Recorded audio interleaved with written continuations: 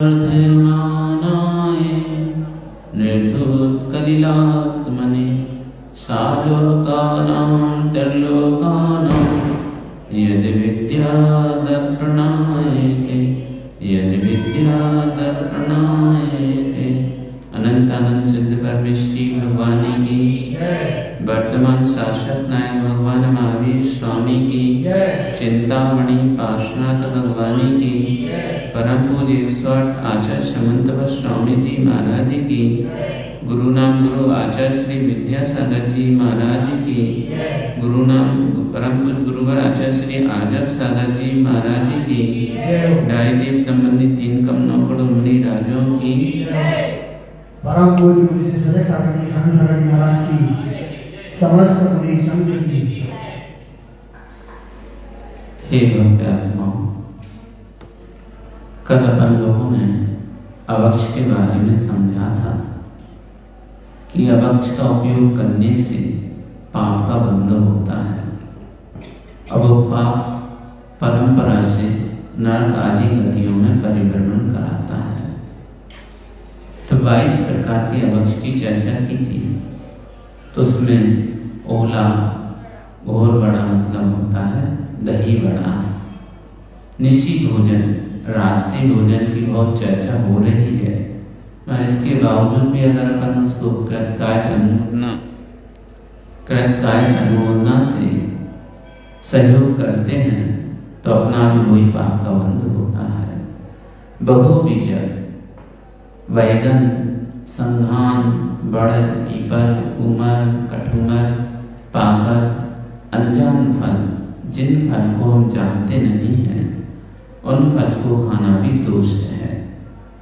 जैसे कि रतन जोत का फल है, उसको जानते नहीं लोग फिर भी खा लेते हैं तो कई लोग मृत्यु को भी प्राप्त हो जाते हैं।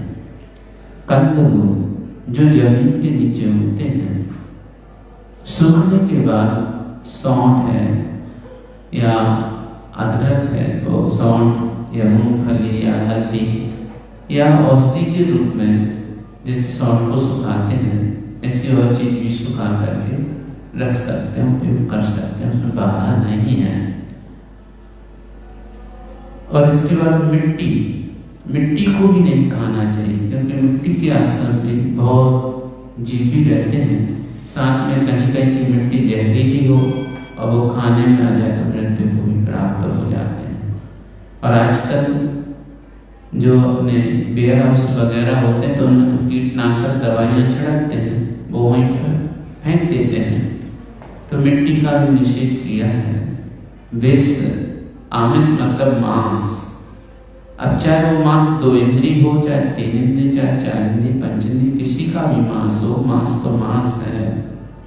मधु मतलब शहद, मक्खन, मदिरापान और अति तुच्छ फल, ऐसे फल जो बहुत सूक्ष्म हैं और अपन को ज्ञान नहीं है।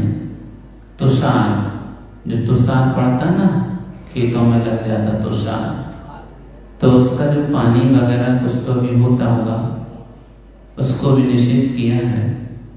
और चलित रस जिसका स्वाद बदल जाता है, ऐसे रसों का उपयोग करना अवक्ष के अंतर्गत आता है।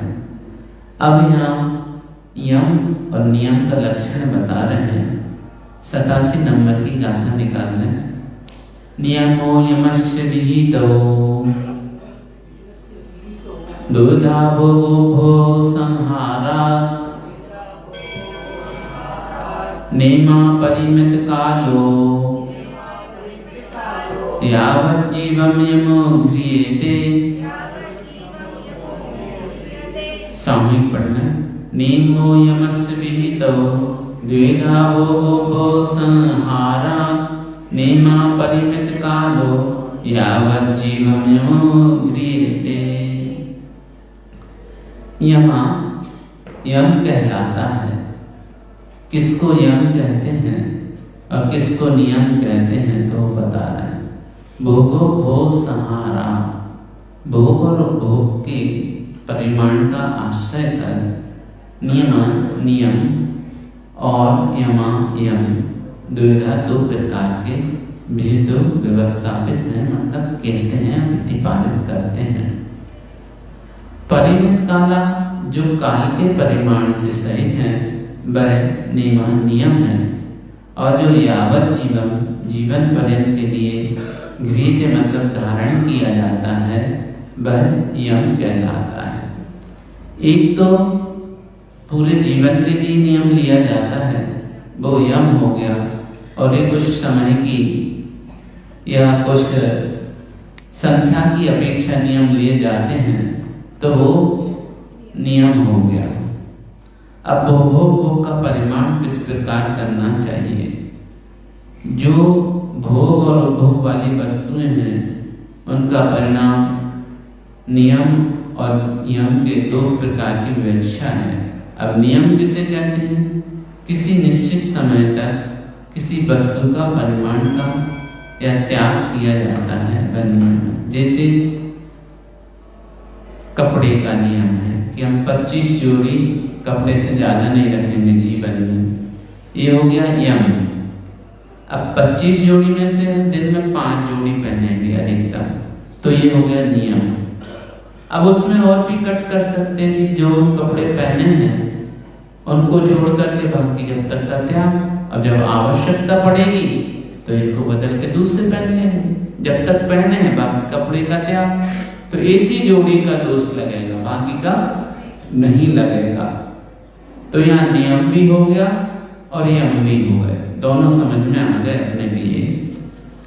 तो यम जीवन भर के लिए किया जाता है, नियम कुछ समय के लिए किए जाते हैं। अब जीवन पर्यंत के लिए किसका त्याग करना चाहिए? पूर्व में कहे हुए जो 5 प्रकार के अवक्ष हैं, कौन कौन से? बहुहिंसा कारक, हिंसा कारक, अनुपसेव, प्रमाद कारक, कितने हो गए? 4 हुए, और अनिष्ट कारक 5 हो गए। तो पूर्व में कहे गए जो 5 प्रकार के अवक्ष हैं, कोटि में आने वाले पदार्थों का त्याग आजीवन कर देना चाहिए, क्योंकि उनका उपयोग तो करना ही नहीं है। अब आगे नियम करने की विधि बताते, नियम कैसे करना चाहिए। भोजन वाहन सहन, स्नान पवित्रांगराग कुसुमेषु, तांबूल वसन भूषण, मन्मथ संगीत गीतेषु, अद्य दिवा रजनी वा, पक्षो मासस्तदर्थुरैनं वा, इति काल परिचित्या प्रत्याख्यानं भवे नियमः।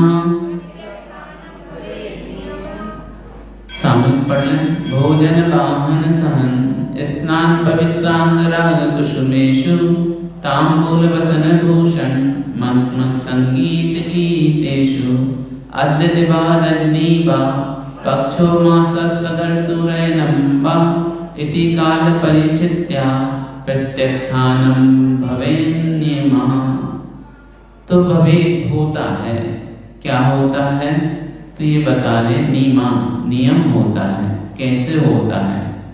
भोजन, सवारी, सहन, स्नान, पवित्र, अंग विलेपन, पुष्प, पान, वस्त्र, आभूषण, संगीत, गीत और काम सेवन आदि के विषय में। अद्य मतलब आज, दिवा मतलब एक दिन, रजनी एक रात, अथवा ऐनम 1 ऐन 6 माह, इति इस प्रकार काल परिचित्या समय के विभाग पूर्वक प्रत्याख्यानं त्याग करना नियम होता है। अब भोजन से संबंधित दाल, साग, रोटी, सब्जी, पूरी, हलवा, रबड़ी आदि पानी भोज्य पदार्थों का भक्षण करना ये भोजन कहलाता है। तो इसमें भी नियम ले लेते कि आज हम केवल रोटी गेहूं की लेंगे या किसी की भी लेंगे, या 2 अन्न लेंगे, 3 लेंगे, या आज हलवा का त्याग करते हैं, आदि आदि। अब भोजन त्याग का नियम किस तरह से करना चाहिए?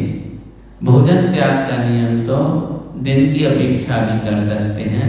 अब किसी को शुगर हो गई तो वो शुगर का आजीवन त्याग कर दे, क्योंकि शुगर फैक्ट्री एक बार हो जाए तो फिर वो बंद नहीं होती है, कम ज्यादा होती रहती है। इसलिए औषधि के रूप में रखो, बाकी का त्याग कर लो। तो ये हो गया नियम, आजीवन वाला भी हो गया और यम वाला भी और नियम वाला भी हो गया। वाहन, हाथी, घोड़ा, रथ, ऊंट, बैल, पालकी, रेल, मोटरसाइकिल, जहाज, नाव, एरोप्लेन। अब अपन को चलना कितने वाहनों में है? मान लो एक मोटरसाइकिल रख लो, एक 4 व्हीलर रख लो, 2 तो घर की रख लो, बाकी कहीं जाना हुआ तो विदेश का तो त्याग कर दो, तो प्लेन वगैरह का काम खत्म। अब भारत में भी जाना तो प्लेन से नहीं जाएंगे, रेलगाड़ी से जाएंगे, ट्रेन से चले जाएंगे। ट्रेन और बस का और रख लो, बाकी सब छोड़ दो। और ट्रेन बस का ऐसा रखो, जब आवश्यकता पड़ेगी उपयोग करेंगे, नहीं तो उसका भी क्या। ऐसी कार और मोटरसाइकिल का भी रख सकते हो, रोज रोज तो जाना नहीं है अपन को, तो उसका भी त्याग आवश्यकता पड़ने पर। ठीक, मैं घोड़ा है, रथ है, ऊंट है, इनका आजीवन त्याग कर सकते हैं। अब वाहन त्याग का नियम किस तरह कर, कोई 1 दिन के लिए, 2 दिन के लिए चेतन सवारी का त्याग कर लो। जैसे मान लो सिखा जी जाना है, डोली में जाना, तो डोली में नहीं बैठना, अपने जितनी सामर्थ्य है वहां तक जाओ, वहां से वापस आ जाओ। पुण्य आपको पूरा लगेगा, फिर मात नहीं करना। हमारा त्याग है चेतन सवारी का, मान लो तो हम कोई भी ऐसे, चाहे ऊंट हो, चाहे घोड़ा हो, चाहे व्यक्ति हो, हम उसकी सवारी नहीं करेंगे। अब हमारी सामर्थ्य जहां तक है वहां तक चले जाओ, और नहीं जाना तो वहीं से खड़े होकर नमस्कार कर लो, भगवान हमारी शक्ति नहीं है, जब शक्ति होगी फिर आएंगे, तो पुण्य आपको नहीं मिल जाएगा। और अपन किसी के ऊपर बैठकर जा रहे हैं, डोली में जा रहे हैं, तो जितना पुण्य का बंध नहीं, उससे ज्यादा पाप का बंध भी हो रहा है। उनने तो पापानुंदी पाप का उदय किया तो उन्हें बैल के समान ढोना पड़ रहा है, जानवरों के समान करना पड़ रहा है। हमारा अपन अपना विवेक लगा सकते हैं। सहन मतलब पलंग, खाट, बिस्तर आदि का नियम ले सकते हैं कि हम एक पलंग या एक खाट का नियम लेते हैं सोने के लिए। अब बैठने के लिए एक सोफा आदि है या चटाई आदि जिसका भी है, गिनती के नियम ले लो। अब इसके स्नान के लिए हम आधे बाल्टी पानी से नहाएंगे या एक डोलती के पानी से नहाएंगे, बाकी का त्याग। आज मैं स्नान करूंगा तो ऐसे करूंगा, और 5 से आज मैं स्नान नहीं करूंगा, ऐसे सब नियम है। अब जैसे चंदन, केसर, कपूर आदि अपन शरीर में नहीं लगाते, इनका त्याग कर दो। औषधि के रूप में छूट रखो, जैसे जब दहा हो जाती है, शरीर में रोग हो गया तो चंदन लगवाया जाता है आदि, तो औषधि के रूप में छूट रखो, बाकी का त्याग कर दो। तो उससे आप बहुत कुछ बच जाओगे पाप से, क्योंकि इन सब में हिंसा का कारण बनता है। जब चंदन प्राप्त करते हैं ना, वृक्ष काटे जाते हैं, तो चंदन के वृक्ष पर अक्सर सर्प रहता है, और सर्प को पहले मारा जाता है, तब जाके चंदन के वृक्ष को काटा जाता है। तो अपने निमित्त से अगर हिंसा हो रही है, उसका त्याग कर दो। अब पुष्प की बात है कि गुलाब, चंपक आदि ये सब उपयोग करते नहीं है, तो औषधि में भी उपयोग गुलाब का अक्सर होता है, बाकी नहीं होता है, तो उसको छोड़ करके बाकी का त्याग कर दो, या औषधि के रूप में रखो, बाकी त्याग कर दो। तामुल में अगर पान, इलायची, सौंफ, सुपारी, लवंग आदि, ये सब तामुल के अंतर्गत आ गए। तो आप सौंफ सुपारी लेते हो, जिस समय ले ली, इसके बाद त्याग। जैसे हम लोग करते हैं कि भोजन के बाद जो लेना है ले लिया, अब इसके बाद त्याग कर दिया, जब तक हमें लेना नहीं तब तक का त्याग हो गया। और ये भी औषधि के रूप में है, शौक से खाने के लिए नहीं है ये चीजें। अब बसंत में आगे मतलब वस्त्र, ऊनी वस्त्र का, पोशाक का पूरा त्याग कर दो।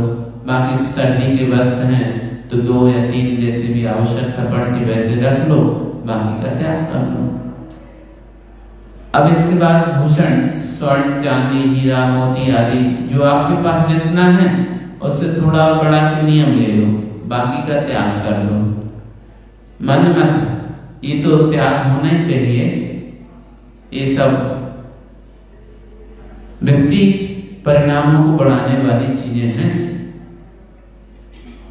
अब संग उसमें भी आप लोग ऐसा त्याग कर सकते हैं कि हम 25 दिन का ब्रह्मचर्य रखेंगे या एक दिन की छूट रखेंगे, बाकी त्याग कर लेंगे, या आजीवन ब्रह्मचर्य ले लेंगे, तो उन सब से भी पाप से बच जाओगे।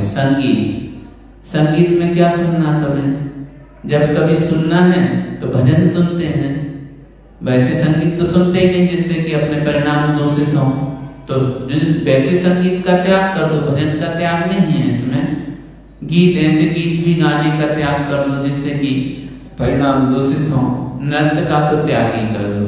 नृत्य करेंगे तो देव शास्त्र गुरु के सामने, वो भी शालीनता वाला, ऐसा नहीं कि पिक्चर की धुन लगी और अपन कैसे भी हाथ पैर कर, नहीं।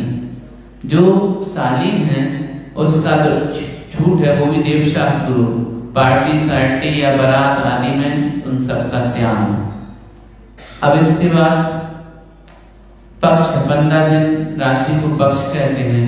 मास 2 पक्ष मतलब 1 महीना रात्रि को 1 मास कहते हैं। ऋतु 2 माह को 1 ऋतु कहते हैं। ऐन 6 माह को 1 ऐन कहते हैं। 1 वर्ष वही हो गया। 1 वर्ष में 12 माह होते हैं, 6 ऋतुएं हो गए। अब 12 माह चैत वैशाख जेठ आषाढ़ सब जानते हो। 2 यानी उत्तरायण और दक्षिणायन। 6 ऋतु होती है, बसंत, ग्रीष्म, वर्षा, शरद, हेमंत और शिशिर। अब भोजन आदि पदार्थों का त्याग समझने की दृष्टि से 1 दिन का बताया है, 2 दिन का बताया है। धीरे धीरे अपन बढ़ते चलो। ये सब क्या होंगे? नियम होंगे। अब भोग परिमाण व्रत के अधिचार बताते हैं। विषय विस्तोनुपेक्षा, विषय विस्तोनुपेक्षा न स्मृतिरतिलोल्यमति तृषानुभवौ। भोगो भोग परिमा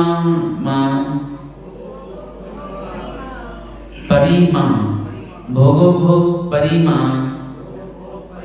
व्यतिक्रमा पंच कथ्यन्ते। विषय विस्तोनुपेक्षा निस्मृतिरतिलोल्यमति तृषानुभवौ। भोगो भोग परिमा व्यतिक्रमा पंच कथ्यन्ते। कथ्यन्ते मतलब कहते हैं। क्या कहते हैं? भोगो भोग परिमाण व्रत के अधिचार को कहते हैं। कैसा है वो? विषय विस्ता, विषय रूपी विषय अनुपेक्षा, उपेक्षा नहीं होना, अर्थात उनमें आदर रखना। अनुस्मृति, भोगे हुए विषयों का बार बार स्मरण करना।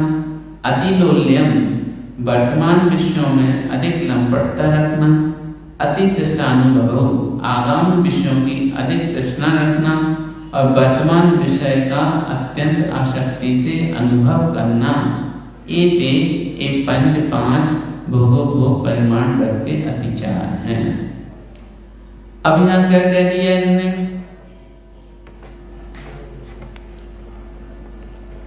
भोगो भोग परिमाण के अतिचार कितने हैं? 5 हैं। अनुपेक्षा, अनुस्मृति, अतिलोल, अतिदशा और अति अनुभव। अब अनुपेक्षा किसे कहते हैं? विषय रूपी विषय उपेक्षा नहीं होना, अर्थात उनके प्रति आदर भाव रखना अनुपेक्षा है। जैसे मान लो कोई ऐसे लपटी रहते हैं, विषय रहते हैं, उनके बारे में सोचना या बार बार जो अपन भोग चुके हैं उसकी चिंतन करते रहना। मतलब विषय भी कह रहे और विष भी कह रहे। ये सारे विषय कैसे विषरूप हैं। उनकी उपेक्षा ना करके उनको ग्रहण करने की इच्छा करना। अनुस्मृति अतिचार, भोगे हुए विषयों का बार बार स्मरण करना। अतिलोल, वर्तमान विषयों में अति लालसा रखना, जैसे आजकल हो रहा है। जितने भी ये अनर्थ हो रहे हैं ये अतिलोल्य के कारण हो रहे हैं। मतलब विशेष गृद्धता,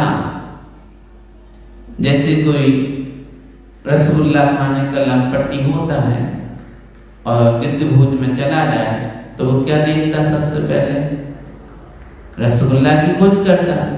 ऐसे ही बेचनी जुआनी कहीं भी जाएगा वो अपने भाई बंधु को देखेगा। शराबी कहीं जाएगा वो अपने भाई बंधु को देखेगा। जो जिसमें अति लोलुल है, अति इच्छा रखता है, वो वहां जाकर के वैसा ही काम में रत हो जाता है। अति तृष्णा, आगामी भोगों के प्रति दृढ़ता के साथ कांक्षा रखना अति तृष्णा है। अब मान लो नहीं भी कुछ प्राप्त हो रहा, फिर भी तृष्णा लगी है, तो उससे पापानुबंधी ऐसा पाप का बंध हो रहा है कि उसकी वर्तमान पर्याय भी बेकार जा रही है और भविष्य भी उसका बेकार जाएगा। अति अनुभव, नियत काल में भी भोग का अनुभव अति आसक्ति के साथ करना अति अनुभव है। अब जैसे मान लो कोई वेश्नी व्यक्ति है, सट्टा लगाने वाला है, और इस सट्टा तो दूसरे दिन लगाना उसको, मगर आज से उसकी तैयारी हो गई। बहुत से तो वो गुणा भाग भी करते हैं, ये नंबर आएगा वो आएगा, मतलब 24 घंटा उसी में लगे रहते।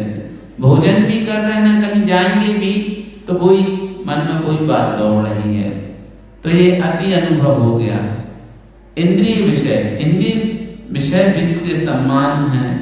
जिस प्रकार विष प्राणियों को दाह और संताप आदि पैदा करता है, ऐसे ये इंद्रियों के विषय हैं और एक एक इंद्रिय के वशीभूत होकर के ये आत्मा अनंत बार प्राण को प्राप्त हुआ।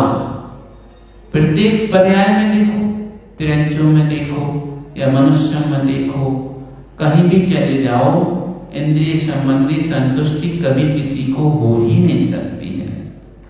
वो तो जितना भोग करो उतनी और इच्छा बढ़ती चली जाती है और उसका परिणाम दुर्गति होता है। अब शिक्षा वृत्तों के नाम बता रहे हैं कि शिक्षा वृत्त की क्या आवश्यकता पड़ी।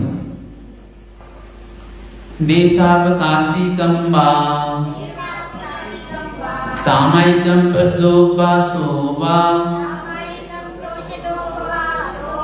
वैयावृत्तं शिक्षावृत्तानि चत्वारि शिष्टानि। चत्वारि शिष्टानि लिखा ना। अब हम इस प्रकार से बोल रहे हैं, आप इस प्रकार से बोल रहे हैं, चलो ठीक है। सामयिक पढ़ें। देशावकाशिकं वा सामयिकं प्रसदोपवासो वा वैयावृत्तं शिक्षावृत्तानि चत्वारि शिष्टानि। जब कुछ खंड करवाते ना तो आगे पीछे हो जाते हैं, और जब सामयिक पढ़ते हैं तो सही आ जाते हैं। शिष्टानि मतलब कहे गए हैं। क्या कहे गए हैं? शिक्षावृत्तानि, शिक्षा व्रत कहे गए हैं। देशावकाशिकम, देशावकाशिक व और सामयिकम, सामयिक, प्रसदोपवासा, प्रसदोपवास व और वैयाव्रतम, वैयाव्रत, इमानी, ये चत्वारि चार शिक्षा व्रत कहे गए हैं। अब किसकी शिक्षा देने वाले हैं ये, तो ये सब आगे बताने वाले हैं। और ये शिक्षा व्रत कितने होते हैं तो यहाँ स्पष्ट कर दिया है। जिन व्रतों के पालन करने से महावृत्ति बनने की शिक्षा मिलती है उसे शिक्षा व्रत कहते हैं। अब अनुवृत्ति तो हो ही गए हो, अब अनुवृत्ति की शिक्षा नहीं है, अनुवृत्ति तो आपके चारित्र में आ गया है। अब महावृत्ति बनने की शिक्षा मिलती है, इसलिए आप प्रतिमाधारी हैं। पीछे कुछ प्रतिमाधारी बैठे हैं, वो पटला पे आ जाओ, आगे आ जाओ, शर्म की बात नहीं है। आप लोगों के लिए आ जाओ। कुछ लोगों ने कल भी लिए हैं, कुछ लोगों ने परसों भी लिए हैं। अभी उनके अंदर कुछ डर सा बैठा हुआ है कि पटले पे बैठ कर कोई टोका टाकी ना कर दे। वो तो जानते हैं, हम तो सब जानते हैं। आप भी आ जाओ, शर्मा नहीं, आगे आ जाओ, जल्दी आओ, जल्दी। ऐसा नहीं, जिसकी बैठने की जगह जहाँ है वहां बैठो, वो शोभा को प्राप्त होगा। देखो अभी ये जगह पूरी खाली पड़ी थी, अब जगह भर गई चली। इन लोगों के सम्मान में ताली बजाओ। और आप क्यों पीछे बैठे हुए हैं? इनने भी कल 5 प्रतिमाएं ले ली हैं, किसी ने एक ली है, किसी ने वो, पर क्लास के बाद चर्चा करेंगे। तो देखो आप लोगों का कबीला बढ़ रहा है ना, धीरे धीरे और बढ़ता जाएगा। अब बढ़ना भी चाहिए। चतुर्मास की सार्थकता तो यही है। चलो यहाँ एक एक व्रत के बारे में बता रहे हैं। 4 प्रकार के शिक्षा व्रत हैं, देशावकाशिक, सामयिक, पुरुषोपवास और बैया व्रत। जितने भी प्रतिमाधारी हैं उन सबको खबर कर देना कि अब प्रत्येक दिन की क्लास अटेंड करें। अब ये पूरा विषय उनका ही आ रहा है, प्रतिमाधारियों के लिए विशेष है, बाकी जो बैठे हैं उनके लिए भी है कि वो भी आगे भावना भाएं कि हम भी शिक्षा लें। अब देशावकाशिक शिक्षा व्रत किसे कहते हैं? देशावकाशिकं स्यात् काल परिच्छेदेन देशस्य प्रत्यह मनुवृत्तानां प्रतिसंहारो विशालस्य। सामिल पढ़ें। देशावकाशिकं स्यात् काल परिच्छेदेन देशस्य प्रत्यह मनुवृत्तानां प्रतिसंहारो विशालस्य। स्यात् मतलब होता है, स्यात् अस्ति स्यात् नास्ति 9 भंग होते हैं ये। अब देशावकाशिकम, देशावकाशिक होता है। कैसे होता है? अणुवृत्तानाम, अणुवृत्त के धारक श्रावकों का प्रत्यहम प्रतिदिन काल परिच्छेदेन समय की मर्यादा के द्वारा विशालश विस्तृत देशश देश का प्रतिसंहारा संकोच किया जाना देशावकाशिकम, देशावकाशिक शिक्षा व्रत है। अब देशावकाश शिक्षा व्रत किसे कहते हैं? दृढ़ व्रत में जीवन पर्यंत के लिए जो विस्तृत क्षेत्र की सीमा बांधी थी, अब उसमें भी 1 पहर, दिन, माह आदि काल की मर्यादा लेकर और भी उसको कम करना देशावकाशिक शिक्षा व्रत है। जैसे मान लो किसी ने पूरे भारत की बांधी है, तो अब वो मान लो आश्रम में रहता है, और आश्रम में रहता है तो वो उसमें क्या करेगा? अब आश्रम को छोड़ के बाकी सबका त्याग, तो कितना कम हो गया। अब उसका पाप का बंध नहीं होगा आश्रम के छोड़ के। अब उसने उसमें भी कम कर लिया कि हम मंदिर जाते हैं, घर आते हैं, और आवश्यकता पड़ी तो दूसरी जगह जाएंगे, नहीं तो नहीं जाएंगे। तो अब मंदिर और घर तक सीमित हो गया वो। अब पूरी आस्था का जो पाप लगना था वो भी बच गया वो। अब मंदिर के बाद घर पहुंच गए तो घर पहुंच के सबका त्याग कर दिया कि अब घर से बाहर जाने नहीं जब तक का त्याग। या मंदिर में आ गए तो मंदिर से जब तक हमें बाहर नहीं जाना जब तक मंदिर के बाहर का त्याग। तो कितने पाप आश्रम से बच गए। अब एक जगह बैठ गए पूजन करने, जब तक हम पूजन कर रहे हैं विशेष कंडीशन होगी तो जाएंगे, नहीं तो नहीं जाएंगे। तो कितनी सी जगह बची? जितने में बैठे हैं उतने में बस। वहां भी हम परिमार्जन करके बैठे, विवेक से बैठे, तो वहां भी हिंसा से बच गए। तो वृत्ति तो प्रत्येक कदम से हिंसा से बचता है। जब तक व्रत नहीं थे लोगों के जीवन में, जब तक तो जो चाहे कर रहे थे। वो खुद बताते हैं कि जब से हमने प्रतिमाएं ली हैं इतना परिवर्तन आ गया है कि अब भय भी लगता है कि जीवों की हिंसा ना हो जाए। बस जो भय लगना ही है वो तुम्हारा पुण्य बढ़ा रहा है, क्योंकि अब भय लग रहा तो आप हिंसा से बचोगे, वैसा पुरुषार्थ करोगे, वैसी क्रिया करोगे जिससे जीवों की विराधना ना हो। देशावकाशिक शिक्षा व्रत किसके होता है? देशावकाशिक शिक्षा व्रत अणुव्रतधारी के ही होता है। जिनके पास प्रतिमा नहीं उसके पास हो ही नहीं सकता। अभी यहाँ दूसरी प्रतिमा से बनेगा, पहली प्रतिमा में नहीं बनेगा। ये पहली प्रतिमा में ये सब है ही नहीं। पहली प्रतिमा में तो इतना है, आपको देवशास्त्र पर श्रद्धा हो गई, रात्रि में 4 प्रकार के भोजन का त्याग हो गया, देव की पूजा मतलब पूजा करो भगवान की, पंच परमेष्टि की, और मर्यादा का भोजन करो। पहली प्रतिमा हो गई। और पहली प्रतिमा तो सबके लिए लेना चाहिए। पहली प्रतिमा में कुएं के पानी का नहीं है, पहली प्रतिमा में तो बोर का पानी चल जाता है। और आजकल बोर तो घर घर लगे हैं, और जो इतना पालन कर रहे हैं वो पहली प्रतिमा नहीं ले रहे, वो अपने बोनस में बट्टा लगा रहे हैं। अभी नियम नहीं है उनका, और ये नियम है आपके, तो पहली प्रतिमाधारी आप वैसे ही हो गए। मान लो आपने प्रतिमा का नियम नहीं लिया, और ये आपके नियम हैं। तो पहली प्रतिमाधारी आप वैसे ही बन गए। अब संकल्प नहीं ले रहे तो वहां भी बट्टा लग रहा है, और संकल्प ले लिया आपने पहली प्रतिमा का तो आपको आगे पटले पे बैठने मिल जाएगा, और संकल्प नहीं लिया तो पीछे बैठो। कितना फायदा है संकल्प का। कहीं भी जाओगे तुम प्रतिमाधारी के लिए बैठने की व्यवस्था अलग मिल जाएगी, चाहे वो स्त्री वर्ग का हो चाहे पुरुष वर्ग का हो। बहुत से लोग कर तो रहे हैं मगर संकल्प लेने से घबरा रहे हैं, कहीं दोष ना लग जाए तो कभी आगे भी नहीं बढ़ पाओगे। अब दिग्व्रत और देशाकाशिक व्रत में क्या अंतर है?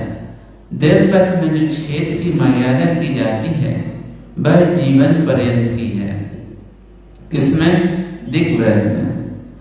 और देशाकाशिक में शिक्षा व्रत में जो क्षेत्र की मर्यादा अपनी आवश्यकता अनुसार किसी एक निश्चित समय के लिए की जाती है या हमेशा के लिए भी कर सकते हैं। इसमें ये बेनिफिट है जो आजीवन के लिए दिग्व्रत बांधा था अब उसमें से कट करना है अपन को। अब जितना आप कट करोगे उतने पाप आप सबसे बच जाओगे। अब देशाकाशिक व्रत की क्षेत्र सीमा कैसे बांधे तो वो बताना है। ग्रहारिक ग्रामाणाम क्षेत्र नदी योजनानाम च देशावकाशिकस्य स्मरन्ति सीम्नां तपोवृद्धा ग्रहारिक ग्रामाणां क्षेत्र नदी योजनानां च देशावकाशिकस्य स्मरन्ति सीम्नां तपोवृद्धा। स्मरन्ति स्मरण करते हैं किसको? सीमनाम सीमा को स्मरण करते हैं। कौन करते हैं? तपोवृद्धा, ऐसे वो गंधर्व देवादिक चिरंतन आचार्य, उनने भी सीमा बांधी है, वो भी उसको याद करते हैं कहीं हम सीमा से बाहर तो नहीं जा रहे।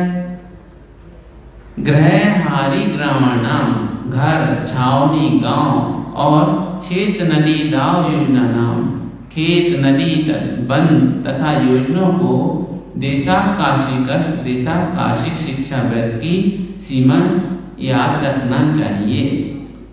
तपोवृताम किसे कहा है?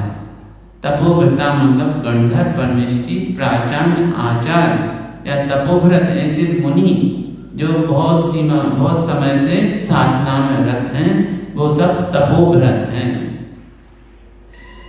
अब तपोव्रत में हारी किसे कहते हैं? किस स्थान पर सैनिक लोग रहते हैं उसे छावनी कहते हैं। हारी लिख रहे हैं, छावनी बता रहे हैं। हारी को छावनी कहते हैं। दाव, दंडक आदि वन को दाव कहते हैं। अब देशाकाशिक व्रत में क्षेत्र की सीमाएं किस तरह से करना चाहिए? मैं आज अपने घर से बाहर नहीं जाऊंगा, अमुक व्यक्ति के घर तक जाऊंगा या उस सामान लेने जाना उस दुकान तक जाऊंगा आदि आदि, ये सब अपने अनुसार अपन सीमाएं बांध सकते हैं, उससे बहुत सारे पाप से बच सकते हैं।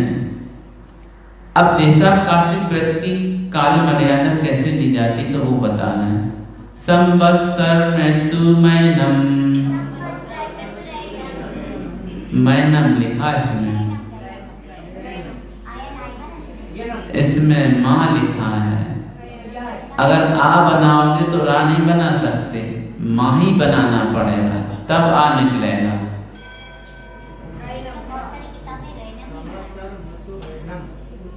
रा बनाओगे तो आ नहीं निकलेगा, फिर आ का विसर्ग रा का विसर्ग करना पड़ेगा। फिर हमारे वो पूरे रा का विसर्ग होता है, अकेले रा का नहीं होगा।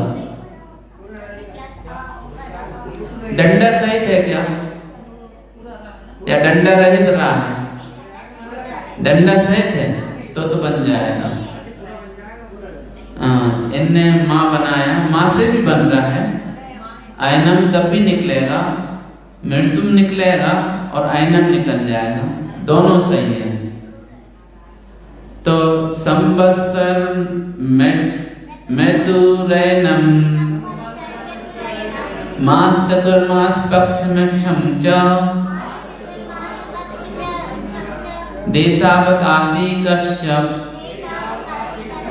प्राहु कालवधिम प्राज्ञा। काला लिखा है यहाँ, काला केला लिखा है। काला सही है, काला सही है।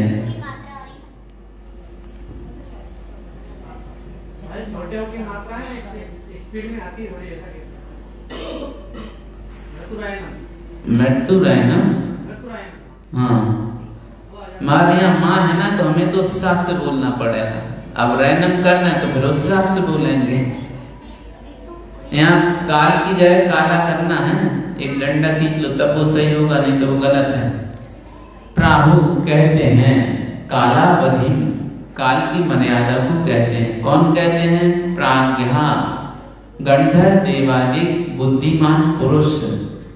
संवत्सरम, एक वर्ष, ऋतुम, एक ऋतु 2 माह, अयनम, एक अयन 6 माह, मास चतुर्मास पक्षम, 1 माह 4 माह, 1 पक्ष 15 दिन, और ऋक्षम, 1 नक्षत्र को देशाकाशिकम व्रत काल की मर्यादा कहते हैं। प्राज्ञा किसे कहते हैं? प्रकृष्ट, जो ज्ञान में विशेष हैं। ऐसे भव्य आत्माएं गंधर्व, परमेष्टि, महामुनीश्वर को प्राज्ञ कहते हैं। अब ऋक्ष किसे कहते हैं? अश्विनी, भरणी आदि नक्षत्रों को ऋक्ष कहते हैं। नक्षत्र कितने होते हैं? इनने 28 लिखे हैं, मगर नक्षत्र तो बहुत सारे होते हैं। मगर प्रचलन में 28 नक्षत्र हैं। तत्पार्श्व उठाकर देखो, एक एक परिवार के साथ हजारों तक नक्षत्र हैं। हाँ। अब देशाकाशिक शिक्षा व्रत में काल की मर्यादा किस तरह से? मैं 1 वर्ष तक या 6 माह, 4 माह, 2 आदि के लिए अमुक नक्षत्र तक इस स्थान से आगे नहीं जाऊंगा, या इस तरह देशाकाशिक शिक्षा व्रत में काल की मर्यादा रख ली उन्होंने। अब आगे मुझे जाने का काम नहीं है। अब देशाकाशिक शिक्षा व्रत के लाभ क्या है? तो देशाकाशिक शिक्षा व्रत में काल की मर्यादा करने से लोक कसाय में कमी आती है। कोई भी व्रत लो, कोई भी संयम लो, वो अपनी रक्षा के लिए है। एक तो जीवों की हिंसा से बच जाते हैं, दूसरी जो लोक कसाय बढ़ती है उसको भी पाबंदी लग जाती है। जैसे मान लो आम का सीजन चला, तो जब तक आम का सीजन लगा तब तक खाएंगे, इसके बाद त्याग। तो 8 महीने के लिए तो आप बच गए उससे, आम से संबंधित जो दोष लगने वाले थे उससे बच गए। और जो 4 महीना जो सीजन में आता है, तो सीजन में तो भाई अच्छा आता ही है, इसलिए उसको खाया। ऐसे सीताफल का चला, मुंह में पानी नहीं लाना, सीजन चल रहा अभी। हाँ। अब देशाकाशिक व्रत के महाव्रत समान एक गाथा और लेते हैं, तो समाप्त कर देते हैं, 5 मिनट में हो जाएगी। सीमांता नाम परता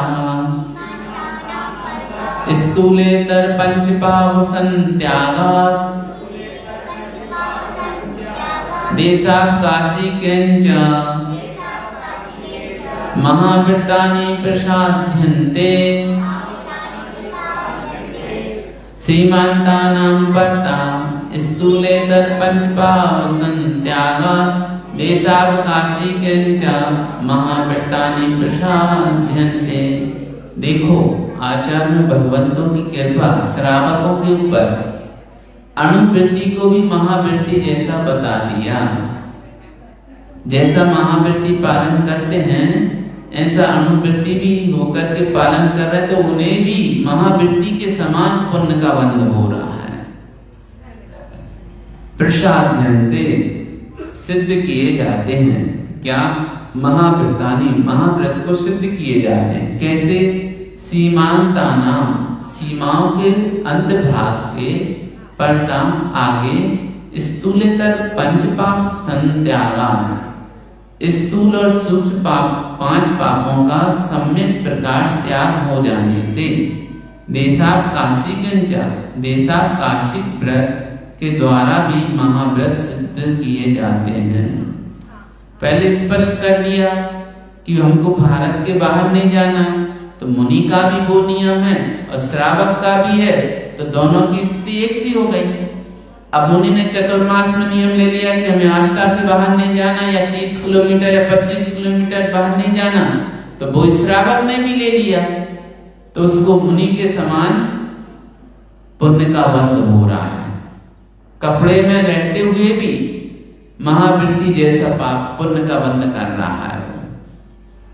तो ऐसे ही आचार्यों ने श्रावक के लिए बता दिया कि जितनी तुम्हें आवश्यकता है उतना उपयोग करो, इसके अलावा त्याग कर दो तो तुम्हारे लिए महावृत्ति के समान पुण्य का बंध होता है। बस पुरुषार्थ करोगे तो खाते हुए भी पुण्य कमा रहे हो, और पुरुषार्थ नहीं करोगे तो नहीं खाते हुए भी पाप कमा रहे हो। सम्यक दृष्टि देखो, चल रहा फिर रहा खा रहा सब काम कर रहा है, तब भी उसकी कर्म की निजा हो रही है, पुण्य का बंध हो रहा है। और मिथ्या दृष्टि नहीं चल फिर रहा, एक जगह बैठा है, इसके बावजूद उसे पाप का बंध हो रहा है और संसार का कारण बन रहा है। तो श्रेष्ठ कौन है? आप लोग कौन है? सब सम्यक दृष्टि है। तो फिर परीक्षा हो जाना चाहिए, परीक्षा में पास हो तो सम्यक दृष्टि हो, नहीं तो मिथ्या दृष्टि हो ही हो। सम्यक दृष्टि कोई भी ऐसा कार्य नहीं करेगा जो कि उसके माध्यम से धर्म की प्रार्थना हो, धर्म की प्रभाव ना होगा, वो सारे काम सम्यक दृष्टि करेगा। और मिथ्या दृष्टि प्रभावना कर भी सकता है और नहीं भी कर सकता है। मिथ्या दृष्टि रात में चारों प्रकार का भोजन कर सकता है और सम्यक दृष्टि करेगा क्या? अब आप लोग अपनी गलेबान देख लो, जिनका रात में चारों प्रकार के भोजन का त्याग नहीं, वो कौन है? कौन है भैया? अरे फरार तो चल जाता है। तो भगवान को एक पुस्तक में एक लिखवा देना चाहिए था कि भाई फरार की छूट है, पानी की छूट है, गोली की छूट है। जिस समय रात में तुम जो खा रहे हो तो समझ लेना मिथ्या दृष्टि है, संसार का कारण बन रहा है कि नहीं बन रहा। चलो ज्यादा विषय नहीं, यही कर लेते हैं। देशाकाशिक शिक्षा व्रत में जो क्षेत्र और काल की सीमा निर्धारित कर ली है, उसमें 5 पापों का उसका त्याग हो गया, इसलिए वो कौन सा हो गया? महावृत्ति जैसा पुण्य का अर्जन कर रहा है। देशाकाशिक शिक्षा व्रत के धारी को साक्षात महाव्रत हो सकते हैं क्या? साक्षात तो नहीं हो सकते, क्योंकि बहुत सारा परिग्रह है उसके पास, मगर उपचार से वो महावृत्ति कहने। अब माता जी को उपचार से तो कह रहे हैं, मगर उपचार की कह के वो अपने आप को साक्षात मानने लगी, तो वो गड़बड़ हो गई। पूजन भी करवाने लगी, प्रक्षाल भी करवाने लगी और सब कुछ करवाने लगी। और कई जगह तो ये भी सुनने में आया सूर्य मंत्र भी देने लगे। अब जब सूर्य मंत्र दे रहे, कपड़े वाले सूर्य मंत्र दे रहे हैं, तो फिर भगवान बन गए क्या वो? ये सब मायाचारी हो रही है, छल कपट कर रहे हैं, अपने आप अपनी आत्मा को ठग रहे हैं। और जो अपनी आत्मा को ठग रहा है उसकी मुक्ति होगी क्या? संसार का ही बंध बनेगा। कहाँ जाएगा भैया? बता दो, तुम ही लोग बता दो।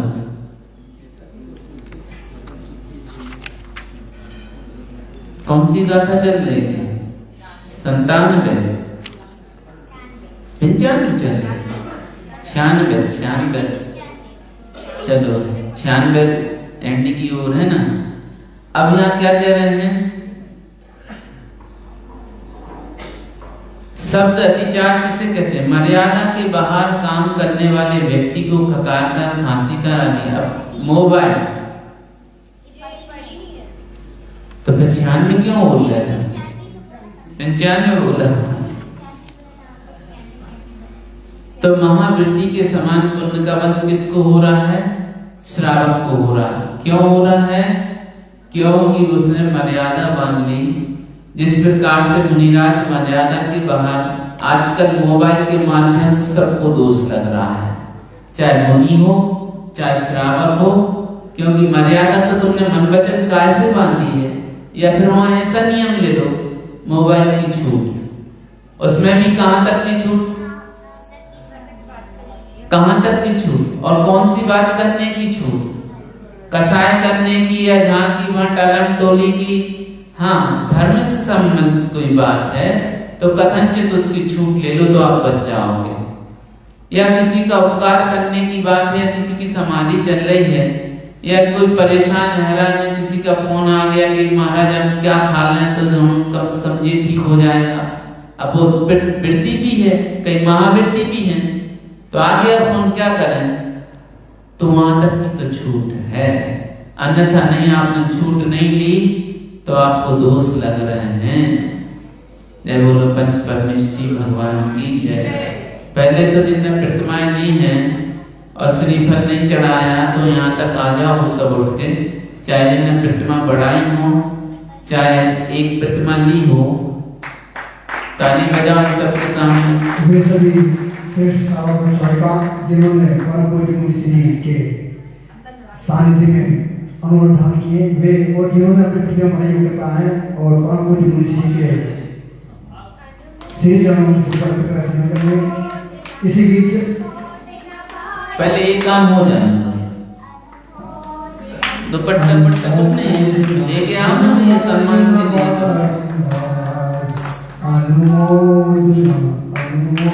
हमारे टीम में संजय जी धर्मपुर जी भी आए, सामान्य से प्रदान करेंगे सर जी विद्या भाई मुकेश जी जो कि हमारे समाज के गौरव है। आपने 5 प्रतिमा क्या अनुदान किए, आपके पुण्य की बहुत बहुत करता हूँ। श्रीमती सरिता जी ने भी 5 रुपये अनुदान किए, आपके पुण्य की हम बहुत तुम भी बड़ा तो तुम भी 5 हम गौरवान्वित थे ऐसे अनुदानियों को हमारे पाकर। आज यदि मैं कहूँ कि ये वृद्धि नदी है तो इसमें कोई अच्छी शक्ति नहीं होगी। गुरुदेव यदि मैं कहूँ कि ये वृद्धि नदी है तो इसमें कोई अच्छी शक्ति नहीं होगी। आपके चतुर्मास का ये प्रतिफल है। हमारे बीच में दे रहे हैं थोड़ी छूट लेके। जब सुनो ध्यान से सुनो, जिनकी सामयिक प्रतिमा आदि है, जैसे चौका लगाते हैं, आप पूजन पाठ करते हैं, विधान में लेट हो जाते हैं, तो वो सामयिक थोड़ी एक मिनट थोड़ी सामयिक भी अगर लेट भी करें तो उन्हें दोष नहीं है। जैसे ट्रेन से आपको बाहर जाना, आपकी ट्रेन का समय है 12 बजे का, आप सामयिक पहले भी करके जा सकते तो अभी दोष नहीं है उसमें। और मान लो दोपहर में सुबह ट्रेन में बैठ गए या एक पहले से ही बैठे हैं, तो ट्रेन में सामयिक के समय सामयिक तो कर लो, शाम को या सुबह जब भी आप व्यवस्थित पहुंच जाए तो शाम वो टाइम वहाँ दूसरी टाइम की सामयिक में एडजस्ट करके कर सकते हैं, उसमें भी कोई दोष नहीं है। इसलिए 5 प्रतिमा लेने में कोई बाधा भी नहीं है। क्या विचार है? चलो ठीक है, हाँ नहीं ठीक है, कोई बाधा नहीं है। अब इन लोगों को करो भैया, सम्मान करो। वृत्तिगणों का सम्मान के लिए श्रीमती मोना मुकेश जी मावा, श्रीमती ममता नीरज जी, श्रीमती अभी वापस नहीं जाओ, अभी तो यहीं आ जाओ, कुछ होने वाला है। यही तो है समाज का कर्तव्य। श्रीमती ममता, अबे प्रतिमाधारी को बोला, बगैर प्रतिमाधारी को नहीं बुलाओ यहाँ पे। हाँ, सम्मान के लिए भी नहीं। प्रतिमा ले ली तो प्रतिमा ले ली तो आ जाओ आगे आ जाओ। ये वृत्ति को बुलाओ ना, जो पुराने वृत्ति इनका सम्मान करें, उन्हें भी तो ऐसा सो कम से कम। श्रीमती मीना जी मेहंदी जी जादूगर आएंगे, वो सभी प्रतिमाधारी को बहुमान करेंगे। श्रीमती संगीता जी, पंकज जी सेठी, श्रीमती मधु जी, राजेश जी आदि कृपया में आए और हमारे जिन्होंने अनुरोध अंगीकार किए हैं, जिन्होंने अपनी प्रतिमा को बढ़ाया है, उन सभी का बहुमान करें। हम सभी व्यक्तियों के जो 2-3 दिन में नई नई प्रतिमा ली हैं, प्रतिमा बढ़ाई हैं, जो श्रीफल यहाँ नहीं चढ़ा पाए थे सबके सामने, और सभी इच्छा बहुमान किया जा रहा है यहाँ पर, जिससे सब लोगों को शिक्षा मिले। हाँ, वो करने के लिए तो आ जाओ, अनुमोदन करने में बाधा नहीं है, अनुमोदन करने अब तुम भी तो ऐसा करो जिससे तुम्हारी ये लोग अनुमोदन करें। श्रीमती सुधानंद जी भाभी जी ने भी दो प्रतिमा के अनुबंध हैं, आपके कुंडली के में बहुत बहुत करते हैं। निश्चित ही आप मोक्ष मार्ग पर और आप अग्रसर है। आप सभी के व्रतों के अनुव्रतों के कुंडली की बहुत बहुत शुभकामनाएं। आगे चल के ये लोग तो महावृत्ति बनेंगे, फिर महावृत्ति की नगरी और हो जाएगी। अभी तो वृत्ति की नगरी है।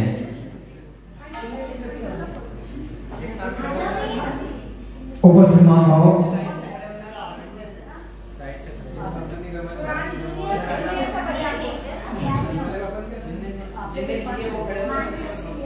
थोड़े से दूर से ले ना भैया, सबकी आएगी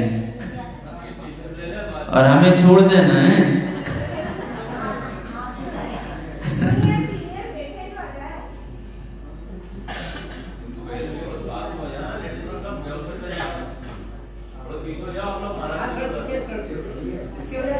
चलो आ गया, वो विकल्प नहीं हमें तो।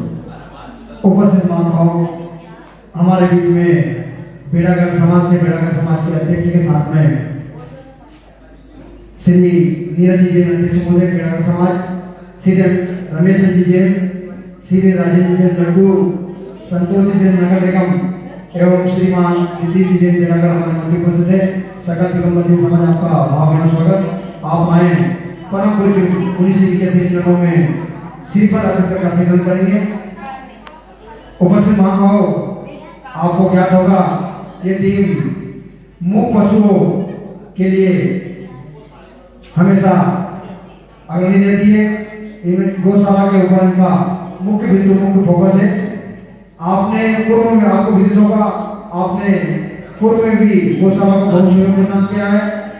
आचार्य विद्यासागर गौशाला के हकीमात को एक कुटी बनाने की मशीन पूर्व में भी इन्होंने समर्पित की थी। इनके पुण्य की बहुत बहुत अनुमोदन करता हूँ। आपके बहुमान के लिए श्रीमान संतोष जी जादूगर, गौशाला समिति के अध्यक्ष भाई धीरज जी लड्डू, मुनिशा समिति के महामंत्री भाई धीरज जी नीलगढ़,